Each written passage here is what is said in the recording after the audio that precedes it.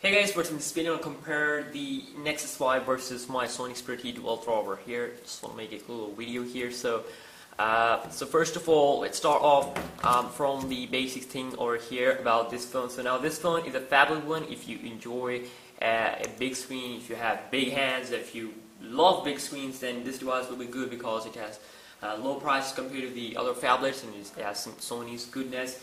But if you want a phone, like a big deal phone, then Nexus 5 is an absolute phone for your usage, latest Android, all kind of stuff. So anyway, let's compare these two devices. So the Sony Xperia T2 Ultra over here has a 6-inch 720p HD display, as you can see, pretty sharp enough.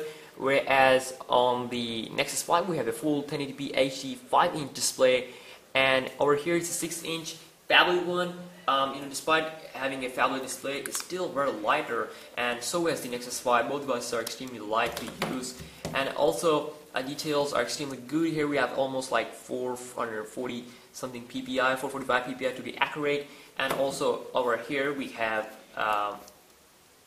almost 280 PPI, 285 PPI to be accurate. And I'm pretty sure it has less than 3 PPI over here. Of course, it's a bigger display. So, also in terms of the internal specs here, it has 8 GB of RAM, 8 GB of internal memory, and which is almost 5 point something GB available for a user. And over here we have 16 as well as 32 GB variant of the Nexus 5, or we might going to see a 64 GB variant of the Nexus 5. Now this device offers us a micro SD card slot, whereas this device doesn't offer us a micro SD card slot, so that's a plus for this device. And also in terms of software, no one can beat the Nexus devices because they are built by the Google, so they have the latest version of the Android, as you can see about phone, and we have the latest version of the Android, which is 4.4.4 KitKat. On here we do get 4.4.2, but at the moment I have 4.3 Jelly Bean, which is right out of the box, which you can update your device to the 4.4.2 KitKat. So of course, software-wise, this also runs on KitKat. But of course, if we talk about the latest one, the Nexus 5 is the latest one. The Nexus 5 has a pure Android. There's no bloatware, all that kind of stuff, so it's completely clean. Whereas on this phone, we have here some bloatware, some Sony apps, all kind of stuff. So that's a big point here for the Nexus 5. Also, in terms of the internal hardware, now we have a Snapdragon 800 processor inside the Nexus 5 versus the Snapdragon 400 processor inside the Sony Xperia T2 Ultra. Now the Snapdragon 400 is a quad-core one, 4 cores clocked at 1.4 GHz with Adreno 305 GPU. Here we have 4 cores clocked at 2.3 GHz which have a GPU or Adreno 330. Now, definitely in terms of processor, CPU and GPU, this phone completely kills this phone without any kind of problem or without any doubt. Also, if you compare the Antutu benchmark, the Nexus 5 almost scores above, close to 35,000, and not 35,000, actually above 30,000. And even Note 3 and all those major phones are Snapdragon 800, so you can have a guess of its performance. Whereas on this phone, we have here 19,000 score, which is then again, it's Snapdragon 400. It's just a budget one. Also, in terms of RAM, we have 1 GB of RAM over here. Here we have 2 GB of RAM, and that's Nexus device is good. For Android using you must have almost 2 GB RAM as a minimum to enjoy full experience like gaming, all that kind of stuff. Let's check it out here on the sides here. This device here is slimmer. The T2 Ultra is actually slimmer, and here I have the dual SIM version. We have the Nexus 5 is only single SIM version.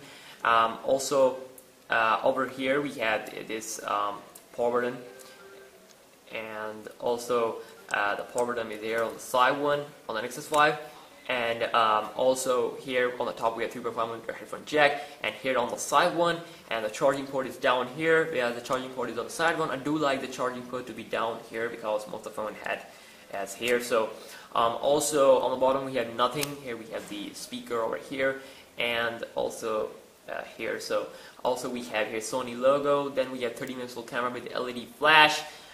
Then also we have here dual SIM jacket here and micro SD card jacket over here.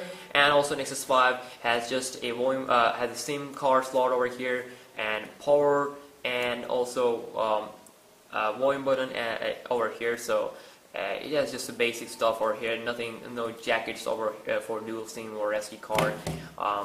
So these are the general experience, impressions or design of these two smartphones.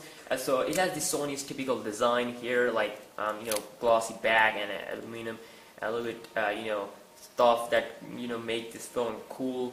Also over here we have here on the Nexus 5 have a pattern back. Of course you can see because of the sleek wraps covered up on the back. Now also in terms of the camera, we have 13 megapixel camera on the back, which is actually better than the Nexus 5 in terms of capturing photos. Whereas the Nexus 5 we have 8 megapixel camera, which is then again good, not that much kind of good as compared to this one, but video recording is actually better on the Nexus 5.